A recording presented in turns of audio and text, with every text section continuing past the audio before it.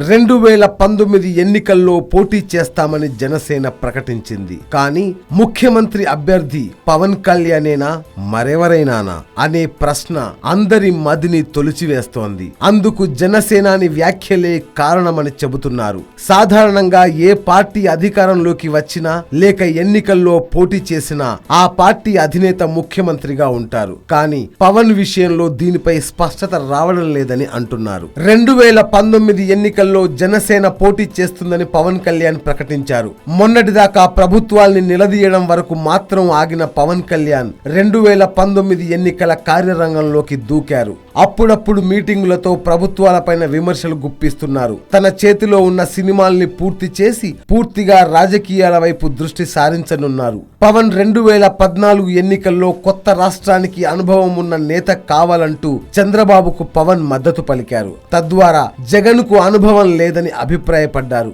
నిన్న వారసత్వ రాజకీయాలపై మాట్లాడుతూ పరోక్షంగా లోకేష్ గురించి చెప్పారని భావిస్తున్నారు. అయితే అదే అనుభవలేమి పవన్ కు ఉంది. తనకు అధికారం యావలేదని పవన్ పలుమార్లు చెప్పారు. తాను ప్రజల కోసం మాత్రమే రాజకీయాల్లోకి వచ్చానని చెబుతున్నారు. అధికారం ఉంటేనే ప్రజలకు చేయగలుగుతామనే మాటలను తాను విశ్వసించనని చెప్పారు. అంతేకాదు తనకు రాజకీయాల్లో పెద్దగా అనుభవం లేదని కూడా కొద్ది రోజుల క్రితం వ్యాఖ్యానించారు. ఈ పరిణామాలన్నింటినీ చూస్తుంటే 2019 ఎన్నికల్లో ఇతర పార్టీలతో జనసేన పొత్తు ఖాయమని అర్థమవుతోందని అంటున్నారు. ముఖ్యమంత్రి అభ్యర్థిగా పవన్ కాకపోయే అవకాశాలని కూడా కొట్టి పారేయలేమని అంటున్నారు. ఇతర పక్షాలు పవన్ ను సీఎం అభ్యర్థిగా చూసినా ఆయన వెనక్కి తగ్గే అవకాశాలే ఎక్కువ అంటున్నారు. పవన్ కళ్యాణ్ వెనక్కిపోతే జనసేన లేదా ఆ పార్టీ కూటమి తరఫున ముఖ్యమంత్రి అభ్యర్థి ఎవరు ఉంటారని ఆసక్తిగా మారిందని అంటున్నారు. లెఫ్ట్, కాంగ్రెస్, జనసేనలు కలిసి పోటీ చేస్తాయని,